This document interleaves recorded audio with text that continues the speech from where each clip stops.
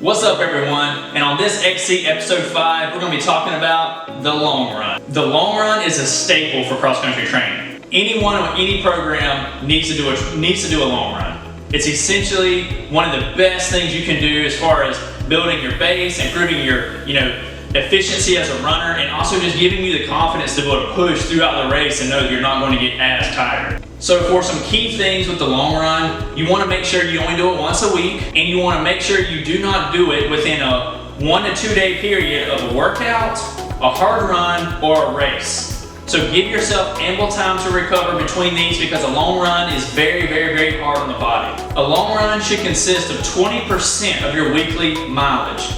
So as we listed in one of the earlier videos, you want to calculate your weekly mileage, get you a running log, write down every day what you run in a week, add it all together, and then take 20% of that, and that should be the distance of your long run. So, for example, if you run 30 miles a week, your long run is going to be about 6 miles. But to make it easy on you, we're just going to give you a very general template. That way you don't have to do all the calculations if you don't. And this is something that's been proven and effective, and I've done with many athletes that I've coached, and it seemed to have worked. So we'll just give you a very general outline. So for beginners in high school, 4 to 5 miles as a long run is sufficient.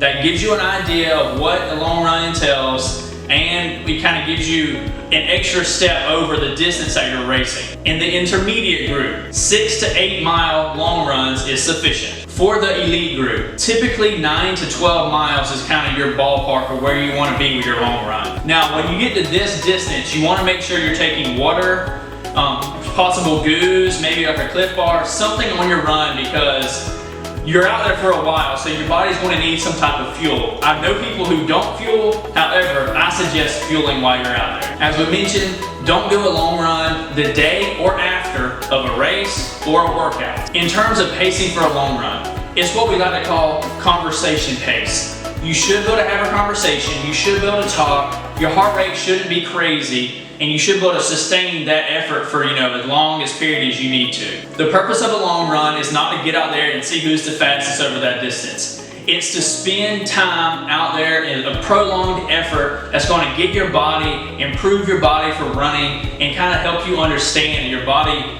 needs to get used to the blood production, the oxygen production, all that stuff that accompanies being out there for such a prolonged period of time. And it also gives you the endurance, so when you go run a 5K race, 3 miles is nothing for you. So that way you can go out there, run as hard as you want to, not necessarily as hard as you want to, but you're able to go out there and do a prolonged effort and do a good race, having that foundation built. For elite runners and maybe some intermediate runners, there is a time when you will kind of push a long run. It's called a progression run, or it may just be a hard, prolonged tempo. I won't touch that in this episode, but we will touch that later on down the road. But just to know that long runs are not always going to be an easy run. I mean, there is a time and place for an effort faster than your normal long run, but we won't touch that for the sake of this general video here. Well, that's that for this episode of Long Run. I hope it gave you an understanding of why you do a long run, the distance you need to do, and I understand it's a very basic overview of it, but for the sake of this video, like I said, we're just going to touch the surface.